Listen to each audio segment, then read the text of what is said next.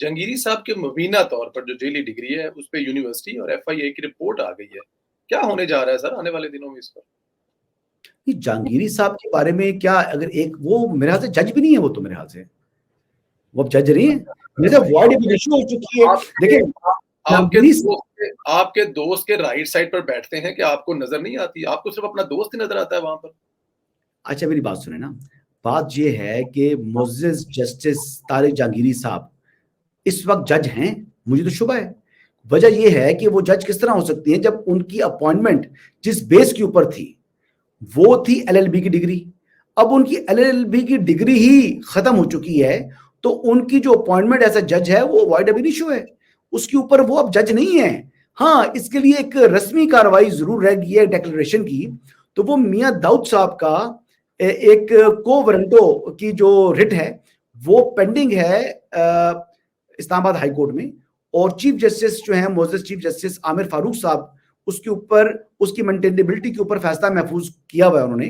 तो वो जिस दिन फैसला अनाउंस हो जाएगा उसके बाद मेरे ख्याल से एक नोटिस होना है। जो हमारे जस्टिस साहब हैं अभी तक तो कॉन्स्टिट्यूशनली वो रिमूव नहीं हुए, लेकिन वो जज की अपॉइंटमेंट ही उनकी मेरे ख्याल से बनती नहीं है, तो वो जज तो मैं उनको नहीं कहूंगा। तो वो उसके ऊपर उनको नोटिस कर रहे हैं और फिर उसके बाद एक कार्रवाई होनी है और वो यूनिवर्सिटी का रिकॉर्ड आएगा तो ही विल बी रिमूव्ड। तो ये तो एक रस्मी कार्रवाई रह चुकी है, वो अब जज नहीं है मेरे ख्याल के मुताबिक। हाउ, कैसे, कहां से शुरू होगा, कौन शुरू करेगा? क्या chief justice Islamabad high court करेगा? क्या कैसे होगा, रिमूव कैसे होगा? सर रिमूवल बता रहा हूं ना कि को वारंटो की रिट पिटिशन पेंडिंग है मियां दाऊद साहब एडवोकेट साहब की इस्लामाबाद हाई कोर्ट के अंदर, जिसकी मेंटेनेबिलिटी के ऊपर फैसला महफूज किया हुआ है चीफ जस्टिस आमिर फारूक साहब ने।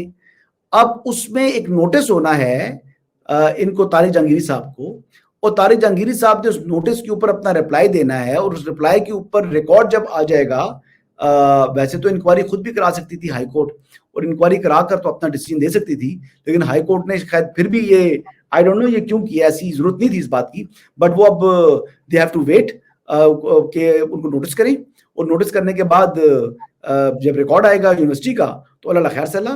वो उनकी जो अपॉइंटमेंट ऐसा जज है वो बरकरार नहीं है, अब ही इज नॉट अ जज। मेरे ख्याल मुताबिक आज वो जज नहीं है, वो जज रह नहीं सकते। अब जबरदस्ती कोई जज बना रहे, जैसे आपको मैं एग्जांपल देता हूं, जब यूसुफ रजा गिलानी साहब को till the rising of the court supreme court ने सजा सुना दी थी कंटेम्प्ट ऑफ कोर्ट वाले केस में, तो उसके बाद 20-25 दिन याद है आपको वो 63(1)G के हवाले से कुछ स्पीकर जो उस वक्त की थी क्या नाम है जी, फहमीदा मिर्जा साहिबा। तो फहमीदा मिर्जा साहिबा ने उसको थोड़ा टाइम तो कर लिया, लेकिन वो फिर प्राइम मिनिस्टर नहीं था, सबको मालूम था। तो वो 20-25 दिन बाद उनको घर जाना पड़ा। तो मालूम सबको था कि ये प्राइम मिनिस्टर नहीं है, लेकिन बस वो डे टू डे अफेयर्स चल रहे थे। तो ये तो जहांगीरी साहब तो मेरे ख्याल के मुताबिक पाकिस्तान में इस टाइम है भी नहीं। अगर पाकिस्तान में हैं तो शायद मेरे ख्याल से छुट्टियों पर हैं, वो उनकी छुट्टियां चल रही हैं अभी, लंबी छुट्टियां चली हैं। इसके अलावा किसी और दोस्त का भी नंबर लग रहा है सर जहांगीरी साहब के बाद? देखिए जहांगीरी साहब के ऊपर, देखिए पहले जहांगीरी साहब पर रहते हैं।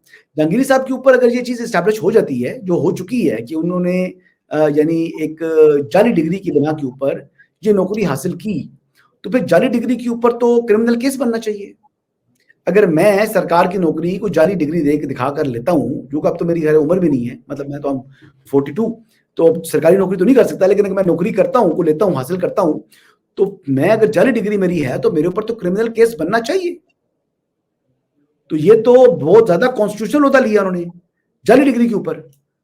तो क्या आप इस चीज को ऐसे ही इस पर तोते की तरह आंखें बंद कर सकते हैं, कबूतर की तरह आंखें बंद कर सकते हैं? No you can't.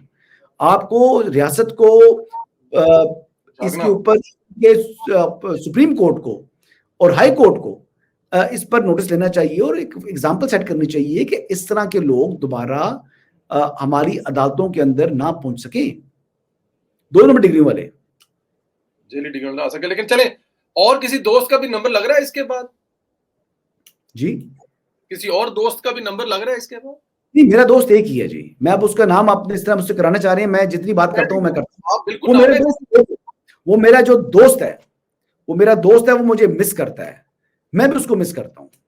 बस देख लें, उस दोस्त को मैं मिस करता हूं। और मेरा वो जो दोस्त है बड़ा इन्फ्लुएंशियल, मैं आपको ये बता दूं, पढ़ा लिखा भी बड़ा है, बड़ा ही वो लीडर भी था, है ये था। अब लीडर शायद नहीं है, लीडर से मेरे से पीछे हट रहा है। वो जो मेरे दोस्त है वो लीडर से पीछे हट रहा है। लेकिन कॉम्पिटेंट है, इसमें कोई दूसरी राय नहीं है। ठीक है, लेकिन सियासतदान भी है, पॉलिटिक्स का बड़ा शौक है उसको, लीडरी का बड़ा शौक है, लेकिन जहां बैठा हुआ है वहां लीडरी चलती नहीं है। जहां बैठा हुआ है वहां पर कभी यूनियन का सुना नहीं है मैंने, दुनिया में तो नहीं सुना। यहां पर उसने एक यूनियन बनाने की कोशिश की थी, बहरहाल अब वो यूनियन से खुद ही मेरे ख्याल से कोई साइड सूट पर मार रहा है, तो मारने दे उसको, फिर क्या कर सकते हैं, अब मैंने क्या कहना उसको। अच्छा, जरा जहांगीर साहब वाले केस में आपका भी केस लगा हुआ है मेरे ख्याल सितंबर में, 19 सितंबर या 18 सितंबर। हो गया ना, केस क्या रह गया, अब यूनिवर्सिटी ने कह दिया जज नहीं है ये इसकी डिग्री जाली है, मेरे ऊपर क्या केस है। नहीं, फिर भी आप जाएंगे तो सही ना, बुला। अरे मैंने की होती, मैंने जज की होती ना, तो इन्हें अदालत होता है ना, वो बंदा जज ही नहीं है, उसकी अपॉइंटमेंट ही जो है वो समझे कि खत्म हो चुकी हुई है, तो इज नॉट अ जज। मेरे ऊपर क्या है, मैंने क्या तो अदालत की है, और मैंने उसमें भी कुछ सवाल उठाए हैं, और मेरा काम क्वेश्चन करना है, मेरा काम है क्वेश्चन करना, मैं क्वेश्चन करता रहूंगा, मैंने कोई गलत काम नहीं किया और गलत काम मैं करूंगा भी नहीं, लेकिन मैं डरूंगा भी नहीं, मैंने डरना नहीं है ना, मैं डरता हूं और अल्लाह से डरता हूं, इन बंदों से तो कभी नहीं डरा, चाहे कोई जज है, चाहे कोई जर्नल है, चाहे कोई पॉलिटिशियन है, ठीक है, चाहे कोई वडेरा है, तो डरा तो मैं कभी किसी से नहीं हूं। वो उस वक्त एक जस्टिस मजार अली अकबर नकवी साहब भी थे, उन्होंने घुरियां मारी थी मुझे, तो उन्होंने उस टाइम ही कोर्ट के अंदर ही देख लिया था और कोर्ट के बाहर भी देख लिया था, तो वो चीज है कि वो मेरा एक दोस्त है, उस दोस्त को भी समझ आ जाएगी इंशाल्लाह। चले जी, ठीक है जी। निभाऊंगा, मैं दोस्ती निभाता हूं, मैं दोस्ती से ना वो जान नहीं छुड़ाता, मैं भागता नहीं हूं, मेरे प्यारे दोस्त याद रखना, I will come after you.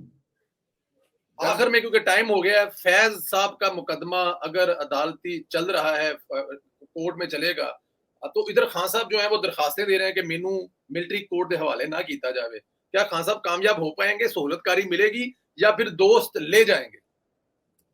आप सुने बात, मैं आपको खबर देना, आपका सवाल जो है मैंने सुन लिया, वेल लेफ्ट करता हूं, but I am gonna give you breaking news जनाब। ये है, बहुत से सहाफी डायरेक्ट इंस्ट्रक्शंस दे रहे थे कि हमने क्या करना है, वो क्या सहाफत करनी है, क्या खबरें देनी है, क्या नैरेटिव बिल्ड करना है जनरल फैज हमीद से पोस्ट हिज रिटायरमेंट, और वो रिकॉर्ड पर तमाम चीजें मौजूद है। So good luck boys. सहाफी ये कर रहे थे, जो उनसे हिदायत ले रहे थे, खबरें ले रहे थे, नैरेटिव बिल्डिंग कर रहे थे, तो to all of them good luck. बड़े सहाफी हैं, बड़े अदारों के साथ काम करते हैं, गुड लक।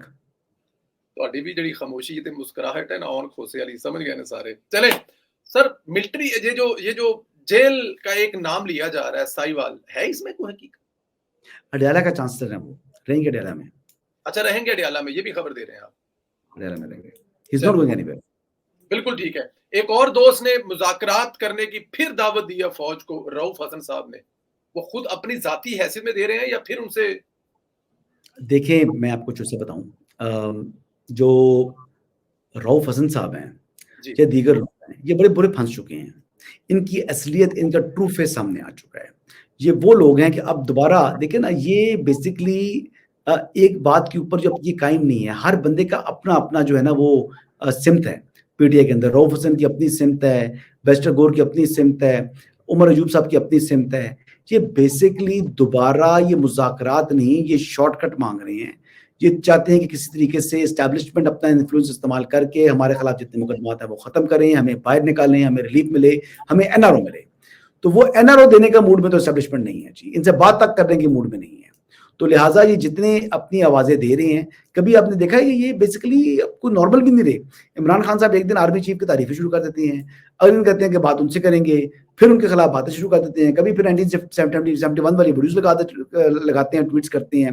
जब बांग्लादेश में एक किस्म का रेवोल्यूशन आया तो उसको रिप्रोड्यूस करने की कोशिश करते हैं पाकिस्तान के अंदर, फिर नाकामी होती है, फिर कभी स्टूडेंट्स को एक्टिवेट करते हैं, कभी क्या करते हैं।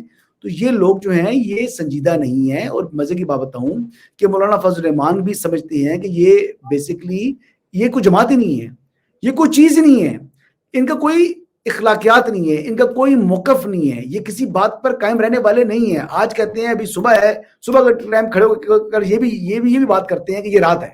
तो ये इस तरह के लोग हैं। तो ये कोई पॉलिटिकल लोग नहीं है, इनकी ना, देखिए पीटीआई 2014 से सियासी तनाई का शिकार है और आज तक सियासी तनाई का शिकार है। अब महमूद खान अचकजई साहब को उन्होंने अपना लीडर बना दिया ओपोजिशन का, जो उन्होंने एक अलायंस बनाया। इसके बावजूद आप देख लें कि जो उन्होंने 22 अगस्त वाला जलसा मुलतवी किया, क्या उनसे मुशावरत की? नहीं की। इसलिए अब महमूद खान अचकजई साहब सरबराह तो बन गए तहफ़्फ़ुज़ आईने पाकिस्तान के, लेकिन वो बेचारे अब क्या करें, अपनी फेस सेविंग कर रहे हैं किसी तरीके से, चलो यार थोड़ा थोड़ा मामला चल जाए आगे, लेकिन वो चलने वाला नहीं है ये अलायंस भी इनका। तो इनके साथ कौन चलेगा? ये पायदार लोग तो नहीं है, ये तो जैसे होते हैं कोई छोटे टीनेजर, अभी एक बात की और 5 मिनट बाद उससे मुकर गए। तो इमरान खान साहब ने तो अभी 70 साल की उम्र में भी वो इसी तरह ही है, और उनकी जमात जो है उनकी फुटप्रिंट्स कर रही है, फॉलो कर रही है, फुटस्टेप जो है उनके फॉलो कर रही है। तो अलीमा खान साहबा तो अभी हाईजैक करने के चक्कर में है पार्टी को, इधर से जनाब लड़ाइयां झगड़े से जो है यहाँ पर पड़ गई हैं अंदर में पार्टी के अंदर। ये तो डूबती हुई कश्ती है, ये मुझे कायम रहती जो है ना दिखाई नहीं दे रही, सिंकिंग शिप पीटीआई ना।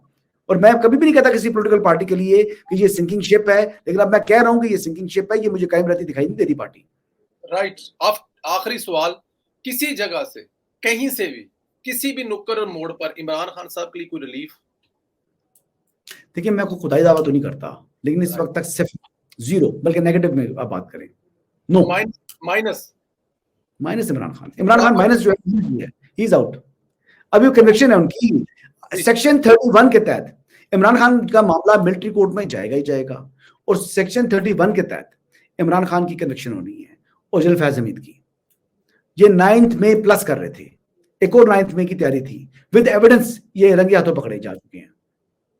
हसन, एक बड़ी खबर चल रही है, लोग टेलीफोन पे या व्हाट्सएप पे तो ये बात करते हैं, मैं सामने कम देखता हूँ, लेकिन मैं हिम्मत करके सवाल करता हूँ, फांसी की सजा देने की बात हो रही है, क्योंकि मिलिट्री के अंदर बाकायदा तौर पर एक जिसे कहते हैं बगावत या ये वो, तो क्या ये भी मुमकिन है रिटायर्ड जनरल के लिए और इमरान खान साहब? देखिए ये म्यूटनी है, म्यूटनी का मामला सेक्शन 31 उसी तरफ रेफर करता है, लेकिन अब ये देखना है ये मिलिट्री कोर्ट में, देखिए सेंटेंस अगर हो भी गई, वैसे ऐसी है, मतलब दो ही सजाएं हैं, चाहे लाइफ इम्प्रिजनमेंट है या डेथ सेंटेंस है जो सेक्शन 31 है उसके तहत। तो अब इसमें होता ये है कि मैं आपको इस केस की बात नहीं कर रहा, मैं जनरल बात कर रहा हूँ। अब आपने कभी देखा होगा जो मिलिट्री कोर्ट क्या है, ये सेशन कोर्ट के बराबर है। अब कई जगहों पर जो है वो ट्रायल कोर्ट से एक आदमी को सजा मौत होती है, लेकिन हाई कोर्ट उसको सजा मौत को उम्र कैद में कर देता है, कन्वर्ट कर देता है, और कई दफा सुप्रीम कोर्ट उस उम्र कैद के फैसले को बरकरार रखता है। तो इस तरह के उनके पास रेमेडीज बड़ी अवेलेबल है। तो अभी ये बात जो कह देना कि भाई डेथ सेंटेंस या उम्र कैद या क्या होगी, या हो सकता है बरी हो जाए, तो ये जो भी तरीका कार है इनका, लेकिन बरियत के इम्कान नहीं होते, क्योंकि 3 स्टार की गिरफ्तारी ऐसे हवा में नहीं होती जब तक सॉलिड और नाकाबिल तर्दीद एविडेंस उनके हाथ में ना हो। तो ये चीज इस तरह है जी। बिल्कुल ठीक है हसन, बहुत शुक्रिया, टाइम से ऊपर आपका टाइम लिया और आपकी मसरूफियत का अंदाजा है, क्योंकि मुझे अंदाजा ये भी है कि आप इनकार नहीं करेंगे। मैं आपको